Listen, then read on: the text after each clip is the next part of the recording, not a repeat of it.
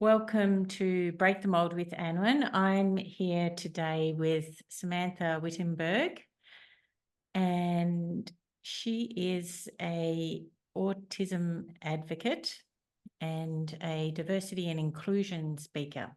Welcome today. Thank you, Anwyn. How are you? To be in this bit of a different space with you. Yeah, fantastic. So maybe we could start with, what's your business? My business name is Empathy at Work, and it's really about empowering caregivers of autistic people to overcome negative and stressful thinking and to reach for their goals and dreams. And part of that, I guess, is also empowering and educating people that aren't carers around, because one of the biggest challenges for carers of autistic people is the way that those people are welcomed or not welcomed in the community and society around them. That is largely what makes things difficult for carers. So the more awareness there is of how to accommodate and include people who have different kinds of brains, that makes life more enjoyable for everyone. Yeah, absolutely. It's very important work, because it's been discovered, I suppose, that there are actually more people that are neurodiverse than we originally imagined. That's Do you right, know what the yes. population, the percentage is? Well, the last estimate I looked at was that 1 in 40 Australians was autistic. Wow. That's huge. Neurodiversity would be obviously much more, but also that there was an estimate that by 2030, which is not very far away, that 1 in 2 people could be, Gee. if the rates continue, if it continues at the current rate, 1 in 2 people could be neurodivergent. Wow. Or even autistic, but I don't know. I think that those statistics are going to become more accurate. And I do know that the school system is having to go through a complete overhaul. The government's put it to the education department that they need to completely overhaul the education system, because instead of paying for all these school age kids to be on NDIS and getting all the extra support, the whole system needs to be changed so that those children are included and accommodated. I don't know how long that's going to take, because from what I hear, there's still, like, we are very far off from that. Wow. Yeah. There are some special schools on ABC. They showed things like having, instead of a chair up in the air, they've got like the chair, the part the seat that you sit on, but it's down on the floor. Okay. And the kids are sitting, so they're sitting near the ground. I'm guessing that's a common adaptation that works for a lot of autistic kids. Okay. Is You're that able to concentrate better. is it like feeling grounded? I'm guessing, yeah. I'm guessing feeling grounded and maybe more connected in their bodies. Yeah. Yeah, right. That's She so didn't cool. specifically talk about that, but yeah, that's one thing that was obvious from the video. Wow. And so what brought you on this journey? When my daughter hit puberty, literally in a moment of time, everything changed, and she became very aggressive, Okay. verbally and physically. And for years, I had no idea what was going on, and she was my only child. So I thought, well, this is what teenagers go through. Mm. But it was really, really extreme, and things like she was extremely jealous of my relationships with anyone, friends, my boyfriend, and that was a big trigger for her. And lots of really, really challenging behaviors. And then in the midst of that, she decided, well, she was complaining about bullying as well at school. And when she'd tell me what had happened, I didn't understand why she thought it was bullying. And yeah, I really didn't know what was going on, and I also don't think I was ready to acknowledge that there was something wrong with my daughter and that there Yeah. was some big problem happening. Um, so we said, well, why don't you come over to Castlemaine, because she has a sister here, and with this, we were in South Africa, and Oh, said come and have a term, experience a term in a totally different environment. And she was so 15. the sister is your ex's daughter. Ex's daughter, yes. Okay. And she came over, and she was happier here for a while, Mm. and so So she she stayed. was 15 when she came. Yeah, yeah, Ah, okay.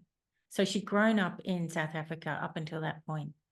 that's right, yes. Yeah. And Mm. how is it over there? How do they consider it to be, or is it not very much? Well, the teachers didn't pick it up. She was at a Steiner school Okay. for all of her childhood. Um, and then she joined the Steiner stream here Right. in Yeah. Castlemaine. But nobody, well, I think there was a psychologist who said, the word autism did come up a couple of times, but we tried different therapies and therapists, and everything was just incredibly hard. I just didn't know what. Yeah, I was really confused, and so was her dad. Mm. um And the I behavior heard, was so extreme, and it was so different from how she'd been as a prepubescent. right. Yes. Yeah. I heard that it's actually difficult to detect in females, in young girls. Is that Yeah, been because there's stated a before? sorry. Have you heard that too? Yes, because they mask, a lot of girls mask. They just copy what they see people doing. They say what they think people want to hear, Ah. and they're generally more quiet, so they don't Mhm. the it doesn't get picked up. It can be because it's more internal. um the anxieties internal, and so their internal world is very challenging, but they're not, they seem to be fitting in externally. Right. Yeah. And of course my daughter must have been autistic, all her life, but she the relationships before you get to high school, relationships are simpler, Mm. less complex. So she had friends, she managed the schoolwork, so there were no real issues. Yeah. No signs then. until they were. Mm, mm, So it was all pretty sudden. And so when I came then later on, when she left school and she didn't have that structure anymore, that's when things really went very pear-shaped. And that's when the obsessive thinking really kicked in, which is a characteristic of autism. yeah. Either having some kind of special interest, and often with girls that special interest can be another person, Mm-hmm. which can become very problematic because there's no filter, there's no understanding of what's appropriate socially. You know, how many times it's okay to contact someone in a message or an email or a text, or to call them, or to just keep visiting them at their house and banging on the door. And no matter, nothing you say registers, Mm, because the brain is just not, it hasn't learned the way we've might have taken for granted that we learn the social cues. norms. Mm, mm. Interesting. And so you mentioned that you also have had partners that have been autistic. Is that correct? And I think that what I think that the attraction for me is there's something about the intensity of people that are neurodivergent. Right. Well, It's, hyper focus, is it? possibly the hyper focus, but it comes across just in their whole attitude to life. Like there's this intensity of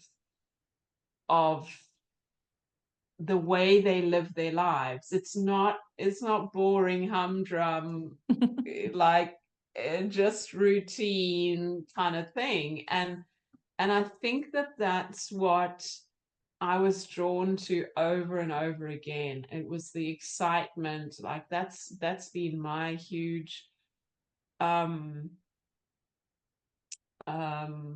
driving force, I think, in life, is to have different experience, to experience different things. Yeah. What's important in a relationship for you?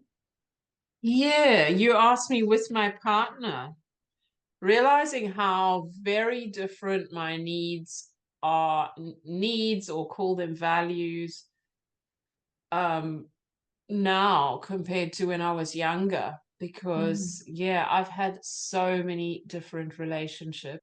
Really, I really wanted adventure a lot of the time when I was young, Mm, and I wanted to have lots of different experiences. And everything it was wide open. It just felt so easy to fall into a relationship, to fall in love. Like I was addicted to that process of falling in love. Was I still think it is the most mind altering experience that I've ever experienced. So mm. to me, it is the ultimate sense of total connection. Have that with my higher self rather than another person. But I am Right. very grateful that I've had that experience. And in my dreams, um I would often meet guys, and I would have this experience of them being completely in love with me, and it just felt so amazing. It would be quite a downer when I woke up and I'd realized that Not that reality. wasn't real. So what was Yeah. it about that? Like, what is that attention? Well, it was the total acceptance of who I am by this person in my dream, Yeah. or in the actual falling in love, the times I have fallen in love. Total acceptance and connection. Yeah. Being on I guess it's the endorphins and the oxytocin. Yeah, oxytocin and endorphin total rush. But that also came with a whole lot of excitement, which didn't feel as good in my body because there's all the uncertainty at the beginning. So my Right. current partner I met about, I think it's about 6 years. 6 years. And I remember I didn't enjoy that part at all. The upheaval, the uncertainty, the excitement about that whole new relationship. So when we settled in, like, that was just so much better than the falling in love. And Mm. So then yes, is that like a sense of security? security, just calm and Mm. harmony and peace, and particularly in the last sort of last months or most of this year, there's been I've really enjoyed that sense of harmony. And when that is going well, um when my relationship is harmonious and secure, like, I can just operate so much easier in the world. I feel more grounded, Mm. yeah, and secure. So I Yeah. never thought I would say that I needed security. I was just a wild child. Like, as soon as I I think that's why I broke up. There were some partners I had, and I ended the relationship because it was just felt like it was too secure. And I am so grateful that I've been through all of that, and I can just let go of that, that I've gone beyond that need for excitement and adventure in relationships. I mean, I do want it in my life in other areas, but not in relationships, because it took so much energy. And Mm. that's the other thing. Like, when it's just secure, harmonious, peaceful, you've got energy for other things. Um, and yeah, otherwise it can be all consuming. Mm. I suppose it's like what Tony Robbins says about the 6 human needs, the need for certainty, but we also need uncertainty or variety, don't we? Yep. But not in relationship. And then that's where I Yeah. got it from, a lot, a So you large now can largely. find it in other areas of your life. Yes, Yeah. yes. Yeah. And then what would you say is important in your relationship with your daughter? Connection. So what is connection? I I can't even remember. I think I did speak about when she went into adolescence and how Mm. she changed so much. And I was also reflecting on that because, in a way, it's like it was a similar process to her dad, who's got dementia, where somehow the person loses some of their humanity.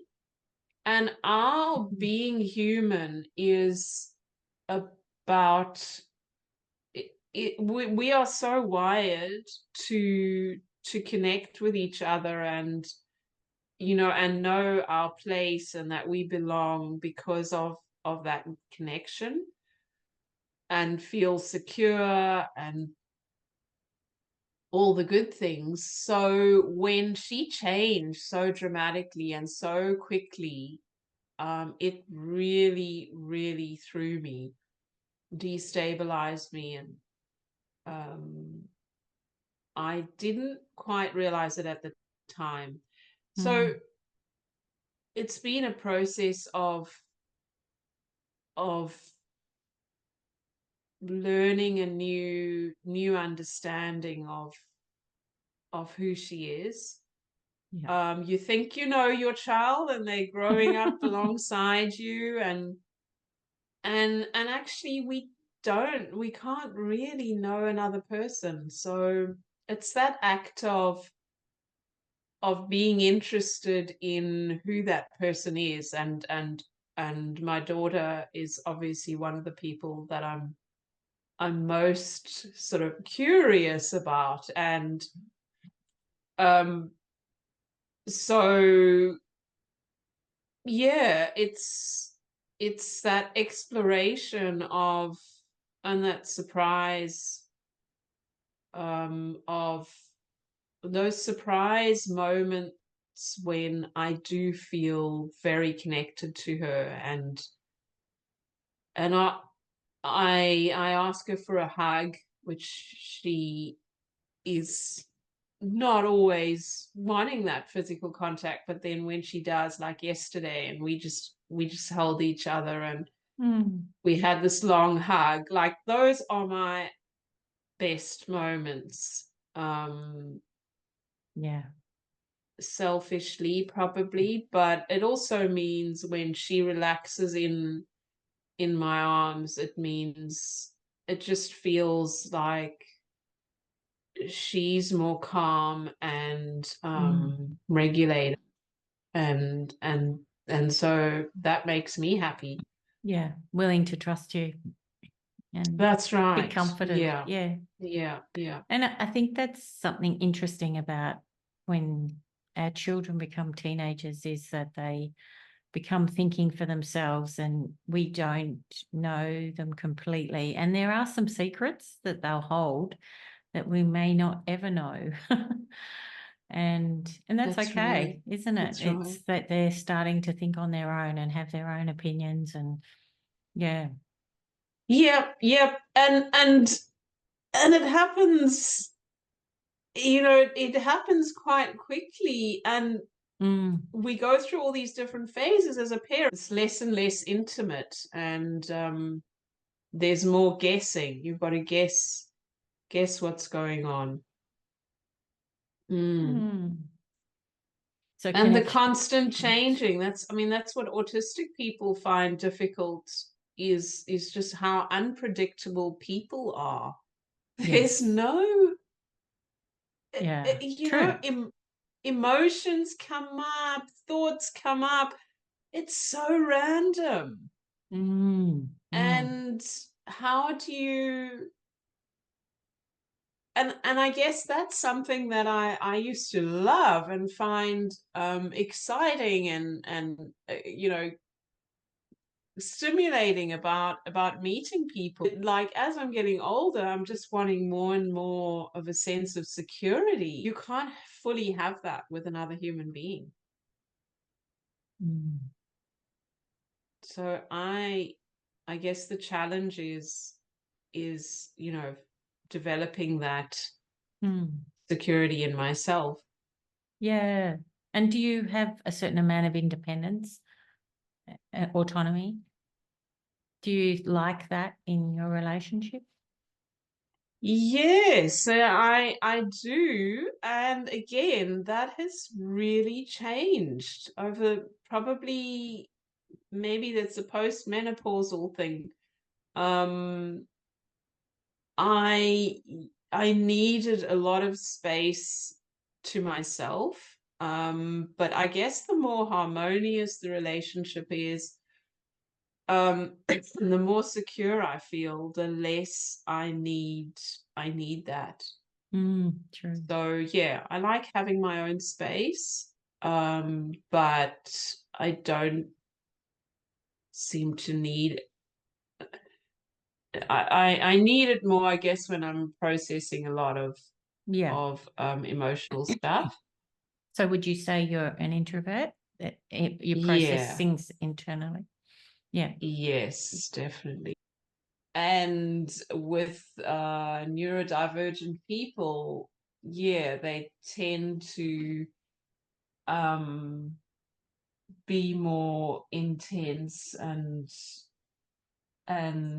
have, yeah, like delve deep into Yes. certain interests. Can you relate to that at all? I understand that. Yeah. I mean, I don't know what being autistic is, but I was diagnosed with ADHD. And so that is part of what people will call neurodivergent. Yeah. But yeah, so this actually comes to a subject that I wanted to discuss. So, like, what would be your definition of autism?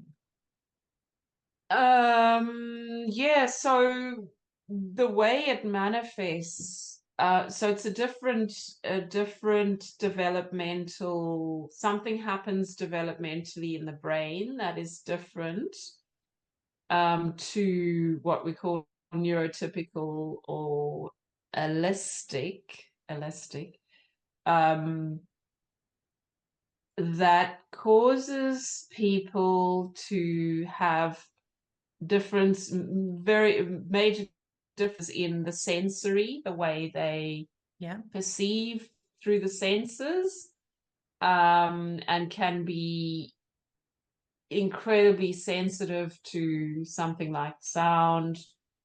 Like my daughter can hear, she's got incredibly sensitive hearing. She can hear from far away.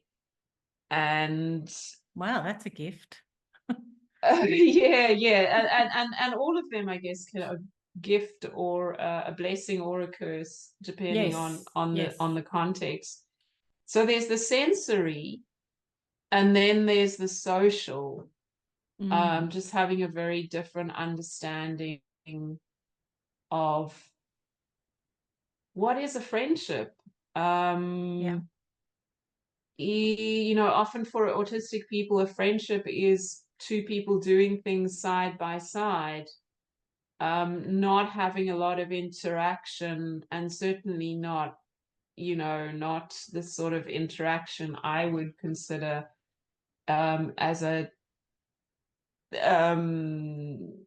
sort of to have meaning and purpose and intimacy in a friendship. Like they don't want that. And I mean, I'm generalizing now, but for a lot of autistic people, that is the realm of, that is just so stressful, trying to work out things like, is it my turn to talk now? What is the person expecting me to say now? When they say that, what do they mean by it? There's just too much to work out.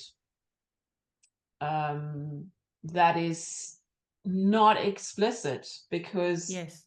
and that's one of the things I suggest to people when you're with an autistic person. Be really explicit. So like an obvious example, if you're wanting to flirt and you're interested in having a relationship with this person, then just say exactly that.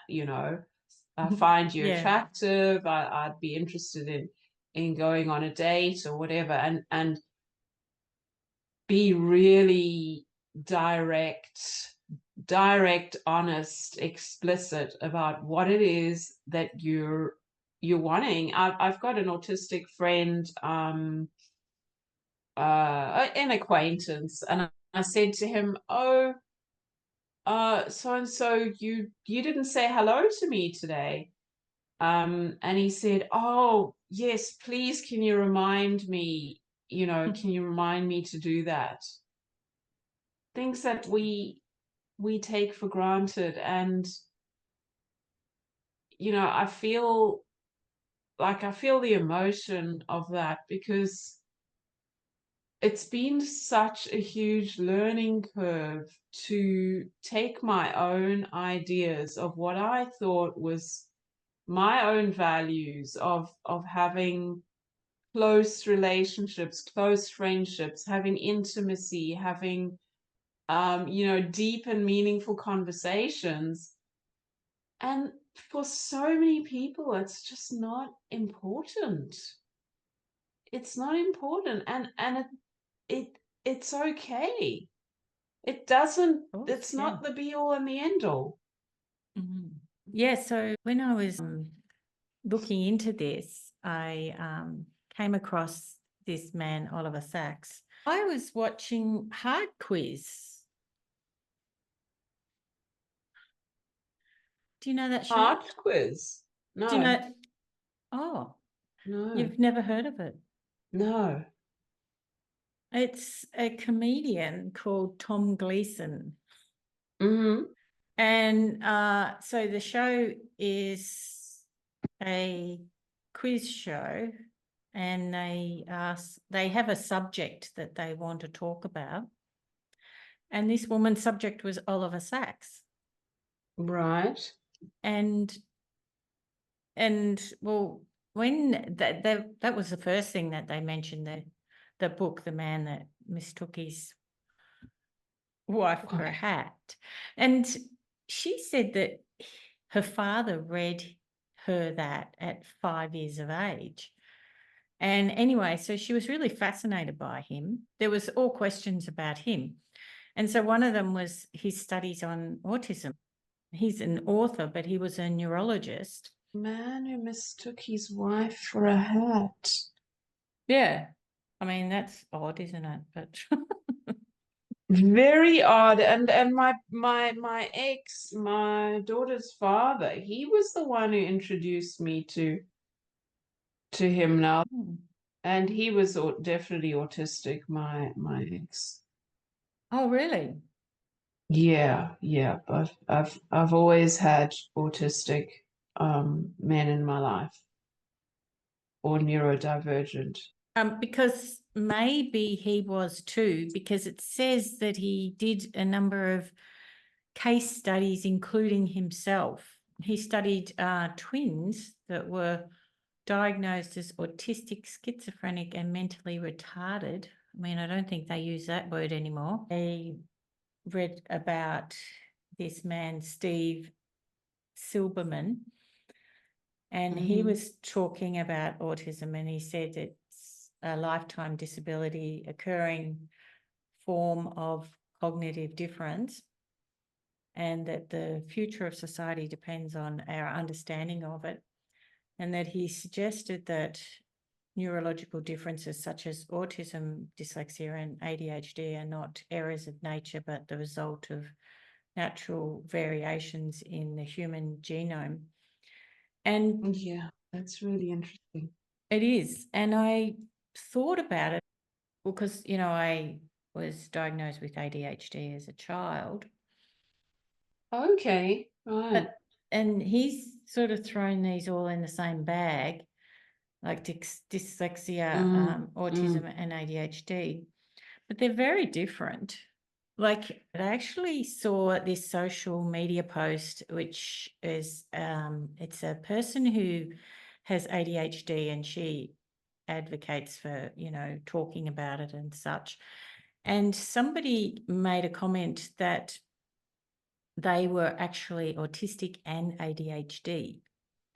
And my first thought was, I don't know how that would work, because as I have experienced, my time is, I think, quite different to an autistic person's time.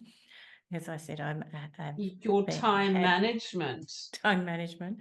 Yeah. So this is commonly known that ADHD people are very late. They're always late for things.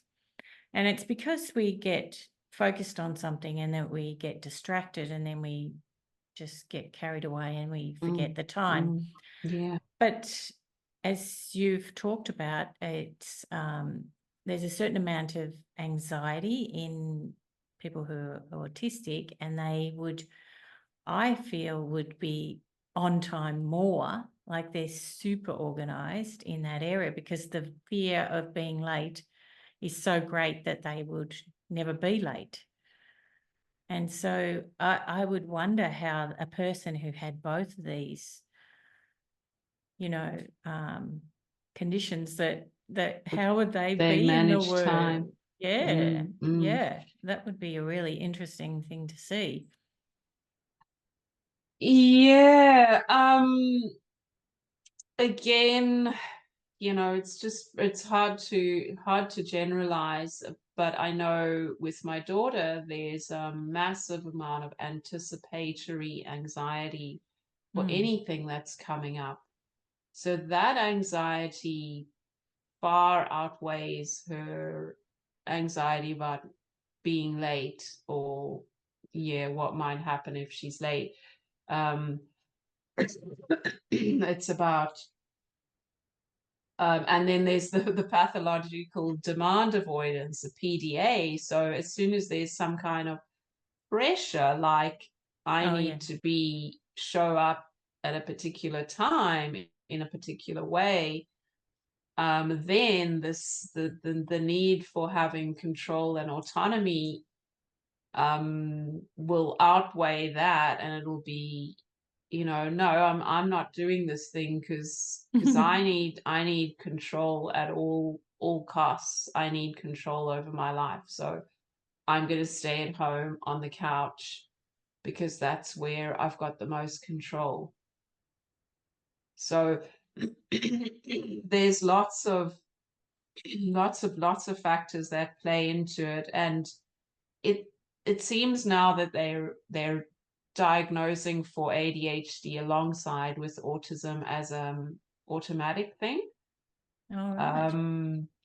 Tell me how has it manifested for you? What have the blessings and the curses been for you? I think the sensory thing is actually really interesting that you mentioned before. I would say not auditory, but touch. It was a major issue when I was a child. So when I had uncomfortable clothing, that would just drive me nuts. Yeah. Yes. Yeah. So that's something that I would say is similar. You can relate to that. Yeah, the time thing has, definitely affected my life, being on time. I just, feeling of being different at school. Yeah. Did it help you do you think it helped you with focus? Like, did you get really was always distracted. Scattered. You were always distracted. Something's better and shinier when, that I'm not doing. Yes. The work I'm doing, I'm meeting and talking about neurodivergence a lot. And I think, I must have one of these labels, but I haven't worked it out yet. And I'm always on time. I'm like pathologically on time. And my partner's got ADHD, and I've got more understanding now for how challenging it is to bring that. I suppose it's executive function, isn't it? To get all your ducks in a row so that it doesn't just start when you walk out the door. There's a whole lot of things that need to happen first for you to be on time, and those all need to be planned to some extent and sort of kept at the forefront of your mind Mm. rather than some other shiny thing that's happening. And I think it's also what I have heard too recently is that it takes longer for us, for people with ADHD, to do tasks. And so I Right. misjudge how long it will take. Like somebody else will take this amount of time, and then that's a suggestion, and you're going with that idea, and then it's nothing to do with It that time blows frame. out. Yeah. Yeah. So Yeah, it's yeah, just, oh, well, they said it would take this amount of time. yeah. And Right, yeah. right. And that's my But that's, partner's I think, mantra. He always says it's, everything takes longer than you think it will. yes. And I think part of that is what has also been said about me is that I go into depth.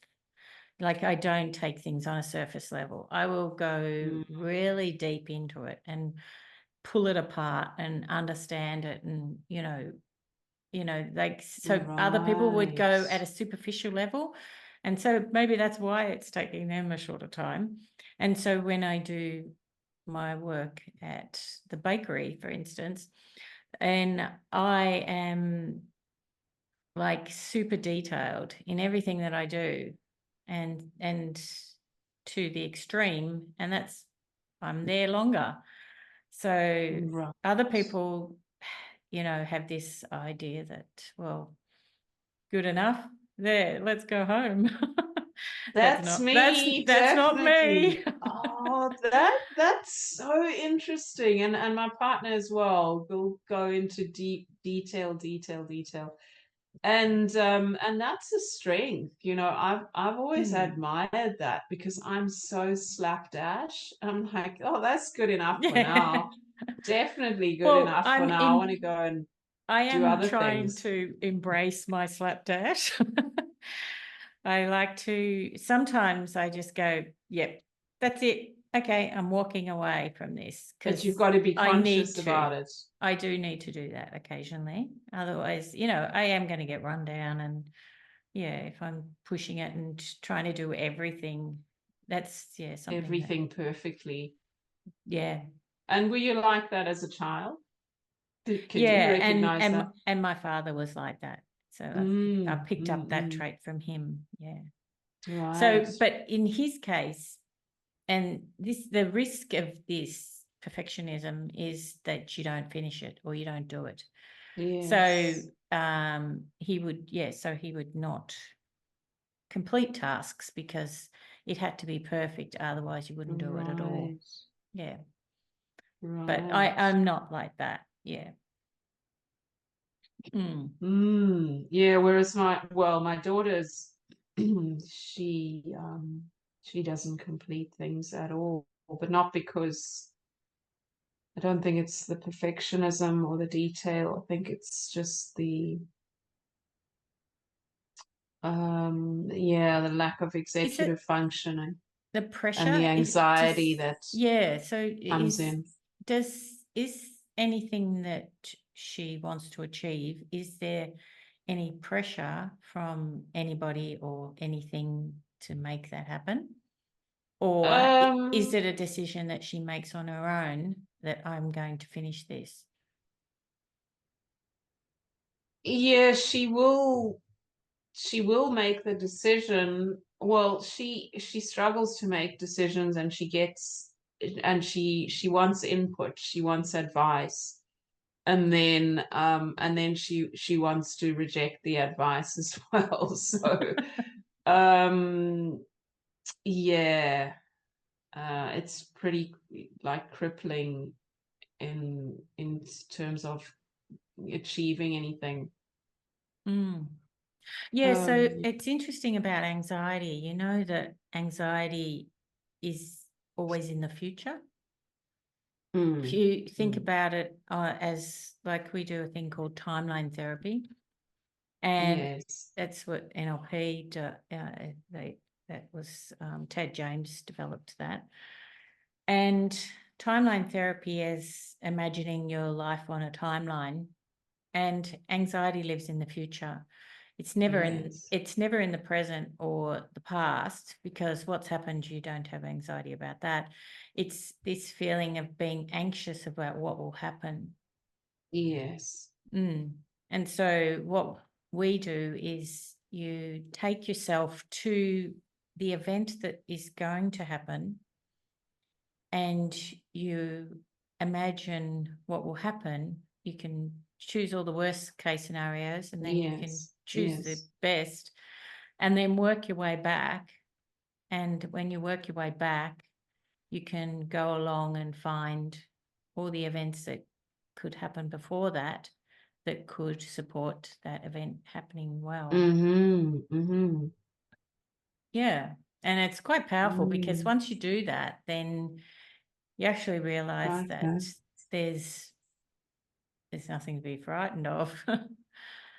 Because most of our problems are based on fear, like our issues in relationships. And yes, and I do think there's a brain wiring and brain chemical aspect to it that once it starts, it becomes very hard to even know what it feels like to live without anxiety.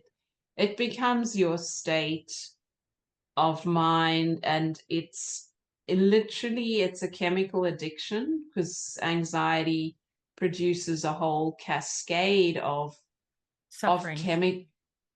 And of physical chemicals that are then flooding the cells of the body. And this is what the research has shown, we literally get addicted to that sensation, those sensations. And it might seem illogical. You'd say, don't you want to feel good and not have those chemicals? And that's like saying to a heroin addict, don't you want to feel good being off the drug? You'll feel so much better. Well, good luck trying to convince them that they'll feel better if they're still in the grip of that addiction. Yeah, well, we can use adrenaline as a negative form or as a positive form. You can convert it into either. Yeah. Yes. Use It's always, having goals, things you want to achieve, it's always, there's going to be anxiety, but knowing that you've progressed in your life, is a different feeling than being stuck in the anxiety. It's like it has a purpose, it has meaning. If it has meaning, then it drives you. Yeah. And is there any tips that you can give for, say, for instance, when your daughter's feeling that anxiety? What do you suggest to her?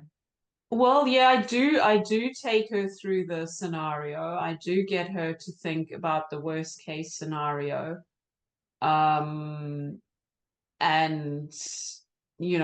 just to understand and see the logic that that worst case scenario isn't going to happen. And even if it does, you'll still survive. You'll be okay.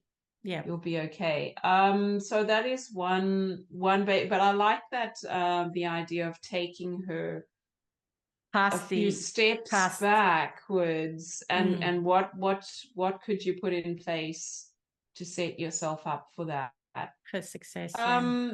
But trying to get her to laugh is really probably the most effective, because she's got a wicked sense of humor. And if I can get her to see the craziness of her anxiety, that's good. Yeah, humor's always it's like successful in that. And sometimes that worst case scenario can help to do that, because imagine can have a laugh at it. everybody in the audience starts laughing and saying, look at so how can she think she's going to sing in a choir? You know, it's so ridiculous. And you just take it to the extreme, and then we can both end up laughing. Yeah. And what's Yeah. really beautiful too is that as a person who has listened to the choir, and there's been a documentary recently made about this. So yeah, Michael Harkin's documentary movie from the Documentary Film Festival here in Castlemaine had a show called A Beautiful Moment, and it was all about the choir and the choir that your daughter is in, main song. And I happened to go along to one of their auditions, and I found it so beautiful that everybody was very inclusive, and that it was like they were one big happy family.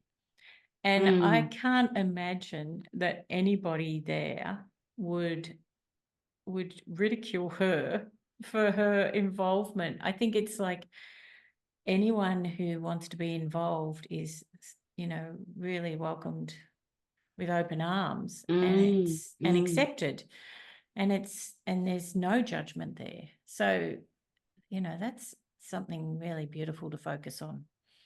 Yes, and it's been a really It's the important part community. of her life for 7 years or more. Like Has it? really, 7 years. yeah, Wow. since the beginning, she's been in main song. That's But so she still fantastic. has many weeks that she just is too anxious to go Yeah, for that's various okay. reasons.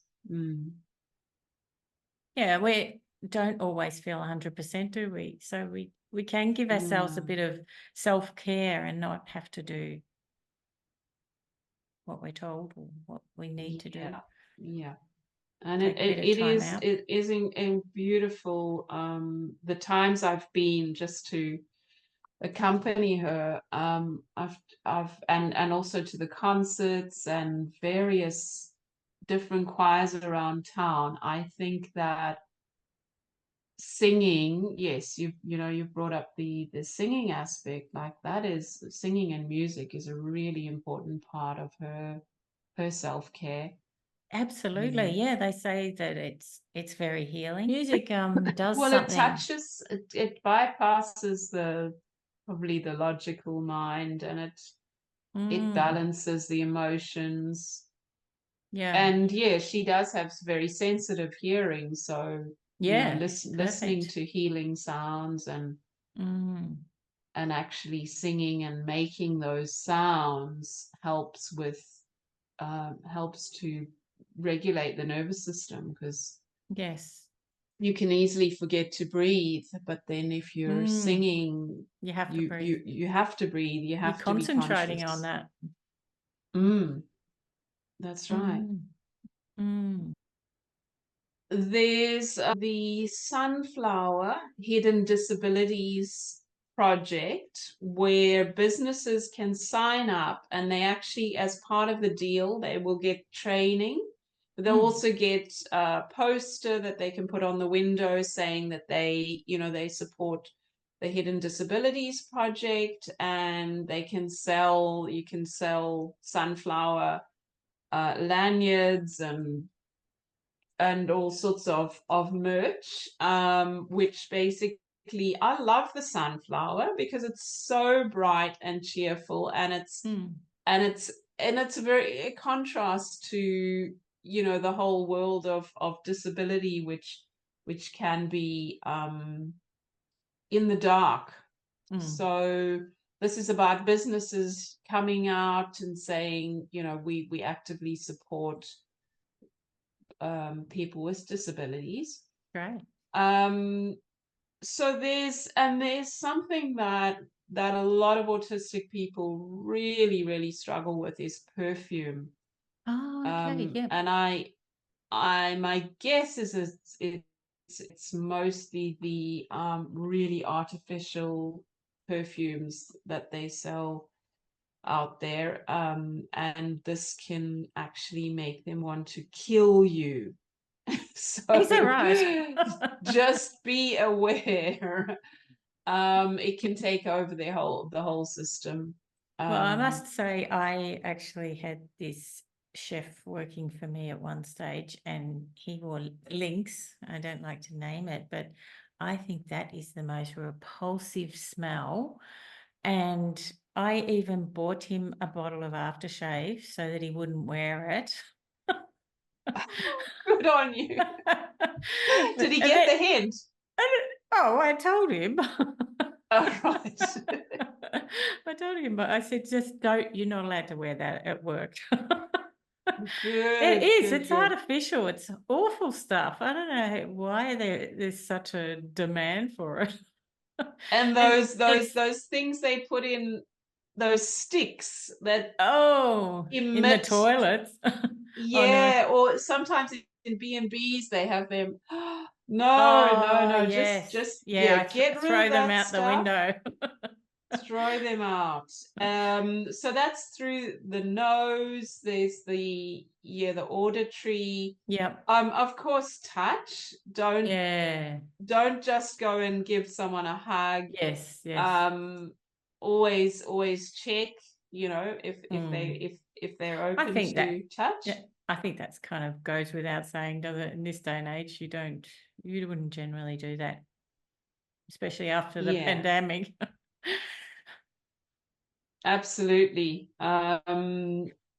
That I think has become. I funnily enough, I that was one of the things I appreciated, this that people stopped just automatically hugging me. Yeah, And I realized that actually, you know what? I don't enjoy that as yeah, just an automatic thing. Like, it yeah. needs to be a conscious thing for me, and I need to be open to it, and obviously the other person needs to be open to it, and so it's a conversation. Mm, yes. And that was a new thing for me to realize. Um, and then that takes us into the area of social, where a lot of our assumptions are, we need to realize that they're assumptions, Yeah. and like I was saying earlier, be direct, be honest, be explicit. I like that. Yeah, that's good. Yeah, and then also in terms of questions, we're often told ask open questions, but with autistic people, if they are anxious, asking them a closed, a yes or no question Okay. Yep. is easier, Yeah. and easier for them to know what to say, Mm-hmm. and ask them about their special interests if you know that they have Mm. a particular interest, as long as it's not a special interest that is a problematic special interest, because then it can take you into an area where A you don't want to crazy go. world. Yeah, we but we we have somebody on the spectrum at work, and yes, her particular interest is cats, which is kind of cute. But yeah, she does go off on tangents. Yeah. and how do you It, handle that? I think it's fun. I like it, and I Mm. think that she has a pretty good social um, boundary. I think she understands her boundaries really well. I think Mm, she's mm. very, high functioning. Yeah. Yeah, yeah.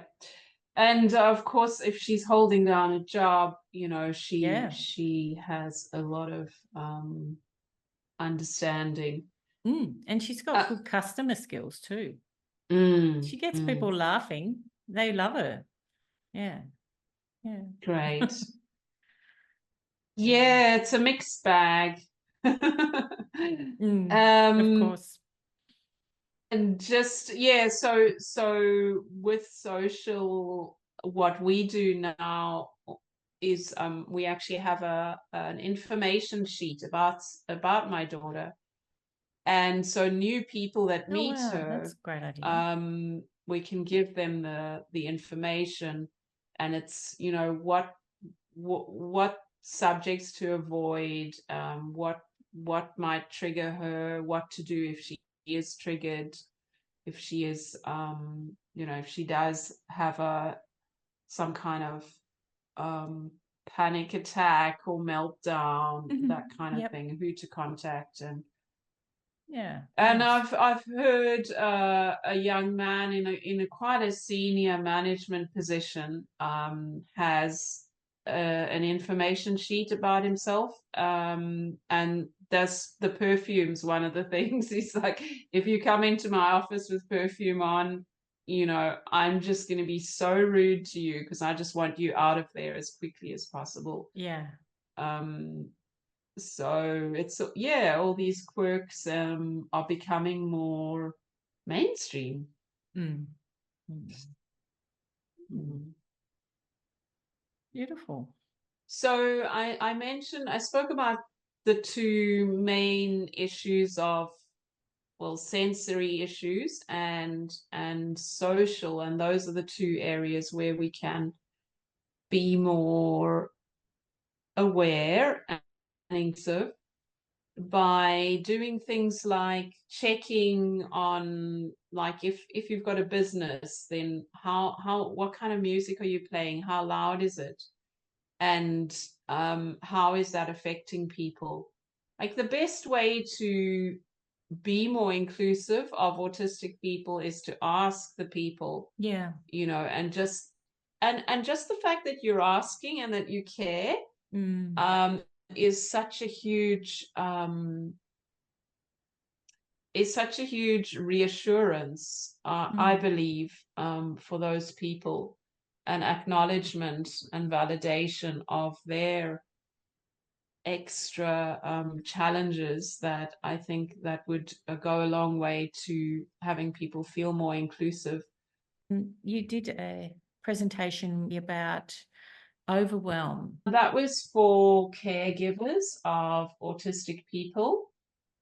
And basically, it's my program covers three aspects. One is community and how we can bring in more of the resources of community to support us as caregivers.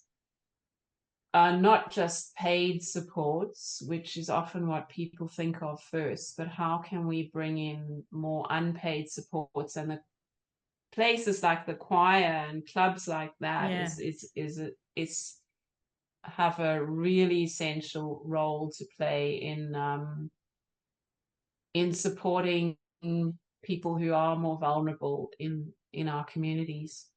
So that's the one aspect, is the community. And then there's the self-care and self-awareness aspect, where I teach empathic listening. So teaching people how to regulate themselves through self-empathy, but also to do that in partners and feel fully heard, have your story validated and reflected back to you, so that you can then again regulate your nervous system to a point where carers are often hypervigilant. You don't know what's going to happen next, what's going to be the next drama, and especially with autistic people, because it isn't really predictable. You know, other kinds of disabilities, you sort of,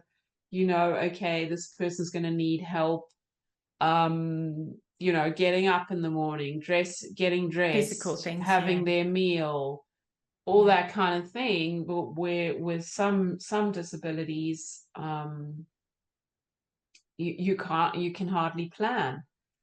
And that's very stressful. So having empathy is important part of that. And then the third aspect is goals and dreams. So how can you start thinking about, what are your goals apart from just being a carer?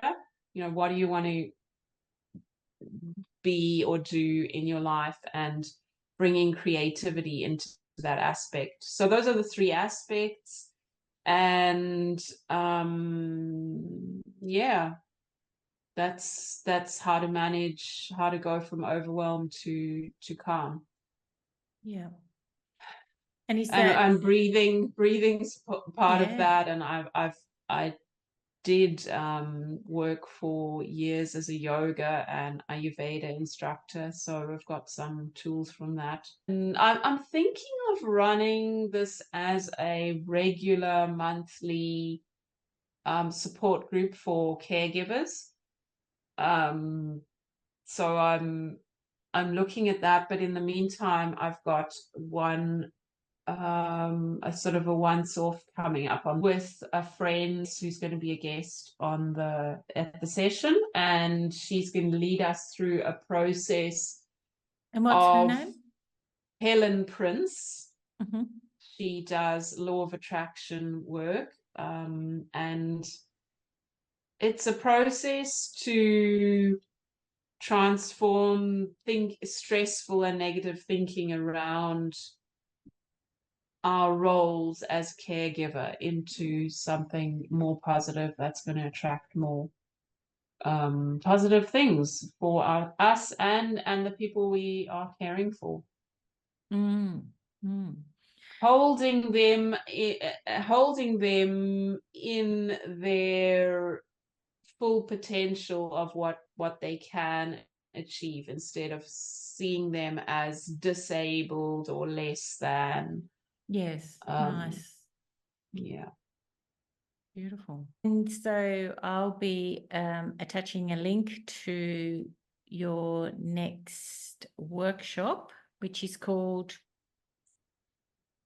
Autism Caregivers, Foster Joy and Connection.